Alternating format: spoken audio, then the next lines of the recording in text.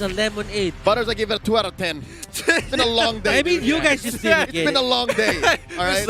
Tough crowd here at the cast. I mean, I tried my best, but I hope you guys more effort. try your best as well as you will cast the game for this series. Game number 4. Take it away, guys. I give up. Obviously, game 4 brain on Butters. Ladies and gentlemen, let's get it on.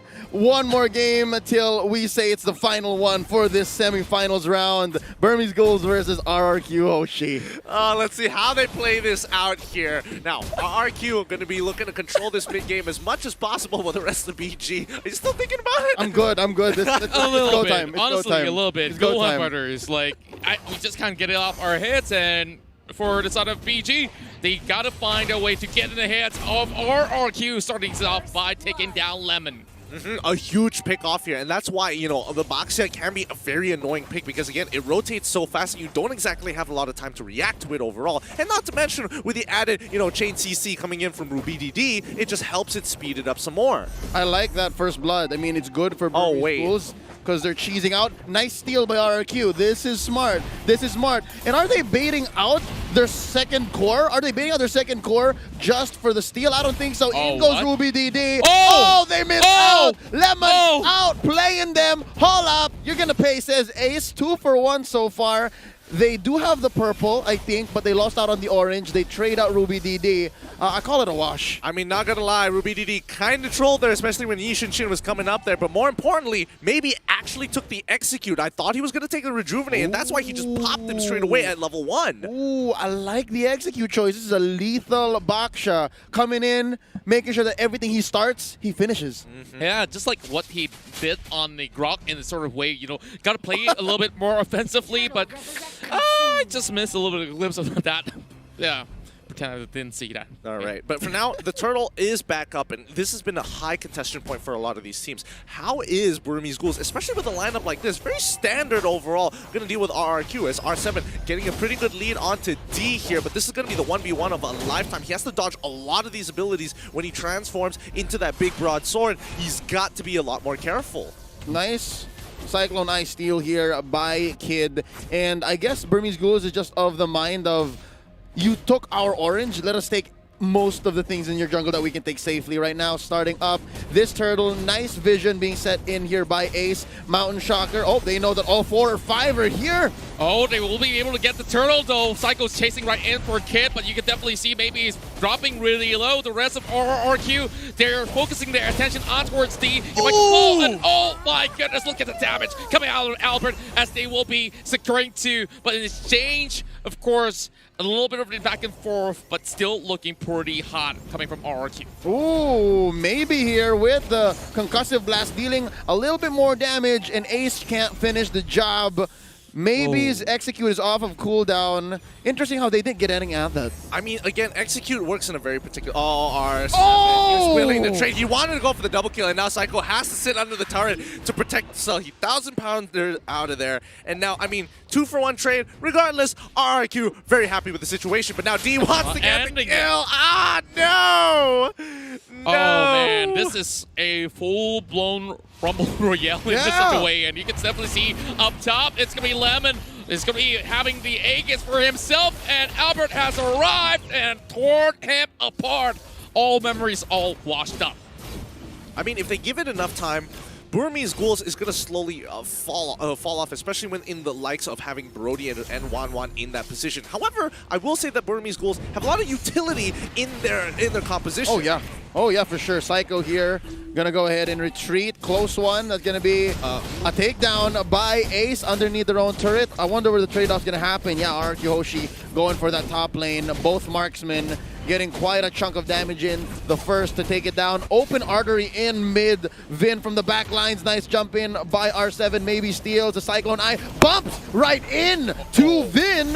That was really dangerous here. You can definitely see Vin, although he's low, he's trying to pull it back, and it's gonna be it.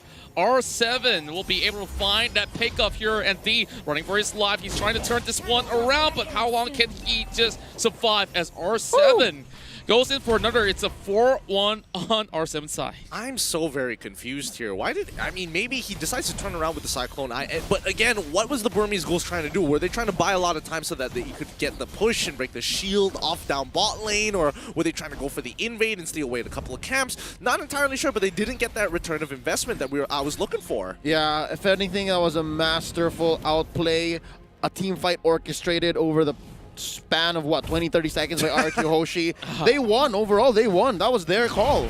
Oh, Rrq getting a good hit onto Lemon, but again, only 50% of his life goes down, and the rest of the Burmese Ghouls want to say hi. And Psycho now being stuck in a rock the hard place. As you can definitely see, Lemon has already gone down, and Psycho makes it out alive, giving the turret away to Burmese Ghoul. At least this exchange is favorable for the side of BG, as they're hoping to catch even more out of that, but maybe stuck in between the pit is really able to jump over the wall. So Rrq Hoshi, yeah, they're still having very slight leads at the moment. I mean, they're getting some good pushes here and there across the map, but again, pretty 50-50 overall. The gold, relatively the same, 2 objectives each. The only real difference is that Rrq have been able to get a little bit more turtles in comparison to the Burmese Ghouls. And at the end of the day, it does come down to the fight. Ooh, Rrq forcing out the flicker out of him. This is important because Rrq, once he scales up and gets into that backline, if he gets a huge flowing blood with that blood ode, he can just start chunking out a lot of these squishier targets. That's what's interesting about both lineups. They have quite the insurance policy. Both can scale pretty well, but it looks like Rrq Hoshi just wants to get there first. And so far, mission accomplished. They're ahead by about 2,000 gold, give or take. But Burmese Ghouls, they're regaining quite a bit of the map. It's looking pretty blue, save for that huge wave coming up top. But right now, maybe cutting the wave from the back to give space for Ace. But right now, Vin and Psycho want to engage. The rest of the cavalry has arrived. D being stuck by the corner. He's got the flicker away. The rest of Rrq hunting him down. And Burmese Ghouls will have to give up D. And well, so close for Vin, and he survives. So very close. And I mean, D sacrifices his life just so the rest of the team has first rotation on this turtle. Burmese Ghouls know what they are doing. Great use of the diversion as well. Maybe he just needs to slow them down. They get the turtle, and now, could they go for a pick? No, it's a little too dangerous. They gotta back away. Oh, look at Alberto. Great position. Trying to pick up. Maybe. Oh, it's a setup. A big setup. As you can see, they were blown apart, and Albert is down. We need to see the items. How far is Rrq in this game? Oh boy, let's pull it up. Here we go. He has the Enchanted Talisman, so no problems with mana. That's going to be the Clock of Destiny as well. And if I'm not mistaken, he's building up towards at least some magic lifesteal. But right now, that's going to be... Oh, Rrq from the back. R7 is in trouble. That's going to be the Blood Ode pop. D looking for a nice target. That's going to be crossbow tag taken out, kid. Oh, he's going to be able to take D down low as well. Ooh, not much to be left and said. Just look at how they maneuver across the map. Blade Despair on the hands of Ace as they are looking to shut down the rest of Rrq. But they're still out as well as Win. There is a little bit of hope for them to turn this one around. But they still have the buff in hand. And Burmese Ghoul really picked up the right fight. 2 for 2 here. D and Kid for R7 and Lemon. If you're talking about who's more valuable, I'd give the win here to Burmese Ghouls. You took out 2 cores, 2 side laners that Rrq Hoshi have invested so much in, and all that was lost was D and the support. Yeah, I would agree on that trade as well. And the Burmese Ghouls honestly just evening out the gold against Rrq Hoshi here, where both sides, it's really going to come down to when the Lord is coming up real soon, and really who is going to be winning these fights. I mean, Burmese Ghouls have been so disciplined with the way they take their fights. They won't go without an advantage. Small skirmishes over on towards Psycho. You don't want to be on that Akai position. The rest of BG, it will be pretty tough to break out of that Hurricane dance. Now, Mounty Shocker reveals the rest of Rrq. A little bit of 1v1 action going on, but you know, Lemon has to back away. This is not where he should push his advantages all the way towards BG side, and there goes Lord on the 9th minute. We can see Wings on the side of D as he gets more beefier. Yeah, I think real quick, while we're waiting for this first Lord take to happen, a lot of the reasons why players get away with like 1 HP and then just live is because they're so good at juggling defensive item now. It's part of the meta game. And right now, they're jockeying for position. Burmese Ghouls have already started Ace on the Lord. I'm not too sure if Rrq knows about this, and speaking of which, they are already having Psycho being caught in between, and a great wall of defense just to gatekeep the rest of RRQ from even marching anywhere close. But R7 is coming in towards the middle side. He's trying to disturb this Lapu Lapu, but you know, not exactly the ones that he's been looking for. Somebody just has to push up too far. Falling Star Moon on the wave. RRQ want to have full mid control so they can sink their feet really deep in towards this Lord side and start pulling up their trenches so that when Burmese Ghouls do decide to push on through, they can take full advantage of it. But look, top side as well. They're getting a push. Oh, wait! Maybe getting caught out right now. The Hurricane Dance will push him all the way towards the back. As you can see, D coming in response, trying to hunt out where exactly Albert is. But just look at his health being chunked out away. Maybe it will eventually fall to the hands of Lemon. As you can already see, they're focusing on towards Albert instead, putting every resources that they have, and they have managed to shut him down. Well, BG, they might just be able to close out a few members, but just look at Psycho as well as Lemon. They're dropping real low. Rrq DT, he's putting so much of the hard work, and he might just be able to catch them down. It's a 3-for-2 exchange now in favor of the side of RRQ, but they have to back away. It's Ace and D taken down. It's Kid, Rrq surviving 3 for 3 right now, and neither walk away with a free Lord, neither get much movement on the map. It's because these fights are lasting longer than either are comfortable with. And now that's R7 pushing away Kid. He might even get the kill. Oh, he does! He does! R7 does the unthinkable in the face of Mlbb, and here comes Lemon. Wow, Rrq Hoshi so fast on the takeback. Unbelievable. He's extending so far up ahead. You did not expect this Esmeralda to be up in your face. Yeah, they got to push on even further, and R7 once again onto Rrq, who's clearing up the waves, and again, Lord is up. Flowing Blood is going to put him into safety, but the rest of the Burmese Ghouls, they're just getting ready to start another fight, and it's still even on both sides. Psycho jumping right in, zoning out the at the moment. Well, maybe he tries to go in for the face check. Lemon is already getting himself pretty much pinning him off, but just look at R7. He's having that big fat shield, but Rrq comes in for the back, hoping to actually get a catch, but maybe he's dropping real low, and this is not looking all too good for Burmese Ghouls. They get caught out, and the Blood O has been popped. He can only last for so long, but just look at the back though. R7 almost takes out Ace.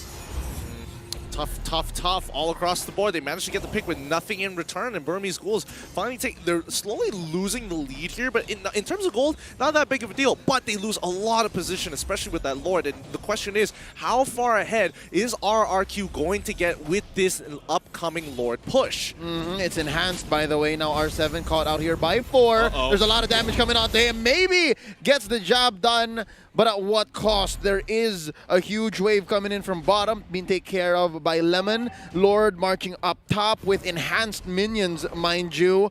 Oh, I think the Burmese Ghouls need to make the most of the gold they've gotten real quick. Let's check the items onto Ace. That's going to be the Bladed Spear. Endless Battle, I think he's looking for Queen's Wings right after. D has that casual Dreadnought armor. Queen's Wings as well, and the Bloodlust Axe. Oh, I think he needs more damage. D needs a lot more damage here. It's not enough. Yeah, we definitely see it's pretty evident, and just look at how they need to expend so many resources just to take down R7 has gone to be a huge factor of RQ's current lead. So they should be able to shred this Lord down to less than 50%, but RQ, they're looking to find a pick off, and now Albert is being chunked down. This is not looking all too good, and Blood O has been used out there. They've been able to catch out the Brody, and things are not looking any all too well for the side of RRQ. Burmese Ghouls calls in for the small victories.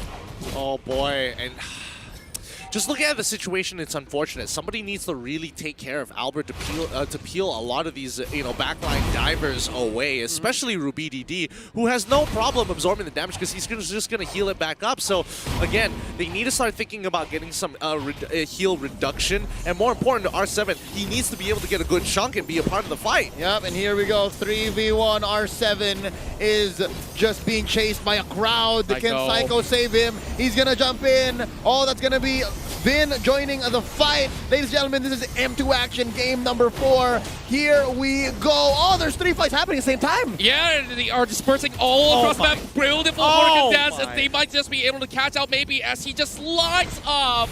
And this is so tough to actually pick up. It's still lasting on towards this fight, and they finally found a way to remove this Loyi. Doesn't feel good, man. You trade Vin for Ace and Kid. That's a bargain. That's something you would never miss out on a good day. And you still didn't get R7. You threw 3 people at him. He takes 2 of you out, and you trade the other guy. It's like this. You just got scammed. And the other guy is literally the guy who will want to die anyways. Yeah, and speaking of which here, Psycho is also pushing them back as well. Maybe it might just be the free pick, but will they invest a lot on towards him because he is dropping really low. But Albert looking to finish things off toward him. And Port once again lost out with the crossbow time. They used up, but Ruby DD coming in with the blood oath as well. He will be able to last longer than he should. But R7 a little bit too late to the scene. This is too even of a fight. Unfortunately, Rrq only get that 3K gold lead, ever so slightly 3K rounded up. But Burmese Ghouls at 42, I mean, a lot of these fights aren't decided by them. Most of the times, every time they have made a play, Rrq take a really defensive stance, and they are really good at defending the aggression coming in for Burmese Ghouls. And Rrq, the only time they get aggressive is when they get a pick on the Burmese Ghouls. And that's why the fight seems so orchestrated by Rrq Hoshi. They're the ones who dictate, and there's the ones who say it's over, or you can keep going. And even if they do lose trades, it's actually all right. So here's what I'm wondering. Why can't Kid use diversion as good as Vin did in game number 3? It's interesting because this is what you should do, right? Like, try to bring 1 or 2 folks into the back line and take out Albert, but instead they're just walking into R7 and Psycho. Yeah, it's of course much more easily executed when you do have a Sylvana. Now they don't really have that. So if you're expanding a lot of all these frontliners all the way up top, it's going to be a catch coming in from Rrq as we will have to hold that compensation. Crossbow tank, as you can definitely see, Kid managing to survive that sort of the aggressive pull from the side of Rrq, but they do get this Lord for free.